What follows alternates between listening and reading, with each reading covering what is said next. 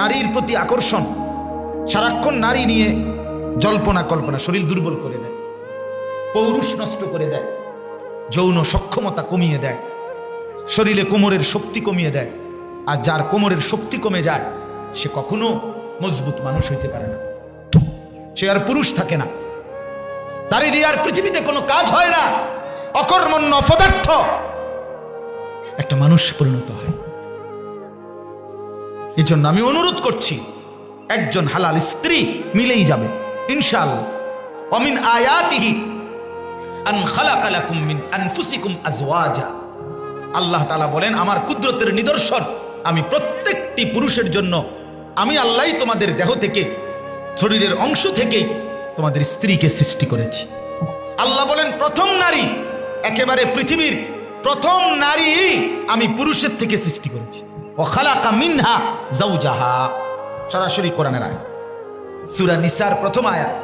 ইয়া আইয়ুহান নাসু তাকু রাব্বাকুম আল্লাযী খালাকাকুম মিন নাফসিন ওয়াহিদা ওয়া খালাকা মিনহা, মানে মিন নাফসিন ওয়াহিদা যাওজাহা, আমি আদমের দেহের অংশ থেকে তার স্ত্রী হাওয়াকে সৃষ্টি করেছি। অতএব বন্ধু আমার, নারীর এই আসক্তি ছেড়ে দাও। রাসূলুল্লাহ সাল্লাল্লাহু আলাইহি সাল্লাম বলছেন, হালাল স্ত্রী মিলে যাবে, নারী সম্মানিত, তারে তুমি বেইজ্জতি করো না, নারী সম্মানিত। আমার কাছে একটা ছোট্ট, আমি এক লেখার মধ্যে পড়ছিলাম, নারী যখন কন্যা, নারী কন্যা, নারী বোন, এরপরে নারী স্ত্রী, নারী মা, এই চারো অবস্থার ক্ষেত্রে আল্লাহ তাআলা কোরআনুল কারীমে, রাসূলুল্লাহ সুন্নাহর মধ্যে অপরিসীম মর্যাদা আল্লাহ এবং তার রাসূল দান করেছেন। কোরআন শরীফে নারীর জন্মকে, কন্যার জন্মকে আল্লাহ বলছে তাবশীর, সুসংবাদ। আল্লাহ পাক মানুষকে ছেলে মেয়ে দান করে, এ কথা বলতে গিয়ে প্রথম বলছে কন্যার কথা। ইয়াহাবু লিমান ইয়াশাউ ইনাসান ওয়া ইয়াহাবু লিমান ইয়াশাউ যুকুর।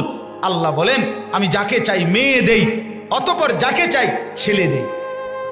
হ্যাঁ, কোরআনের আয়াতে প্রথম বলছে কন্যার কথা। কন্যার বাপ নবীজি সাল্লাল্লাহু আলাইহি ওয়াসাল্লাম বলছে, মেয়েটারে আগলাইয়া রাখো, যত্ন করো, তারে আদর সোহাগে চরিত্রবান বানাইয়া একটা উত্তম স্বামীর হাতে তুলে দিও।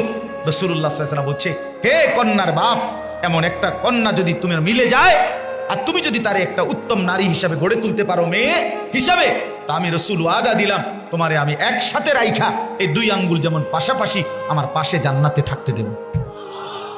অতএব বন্ধু আমার, আল্লাহর বান্দিকে, আল্লাহর সৃষ্টিকে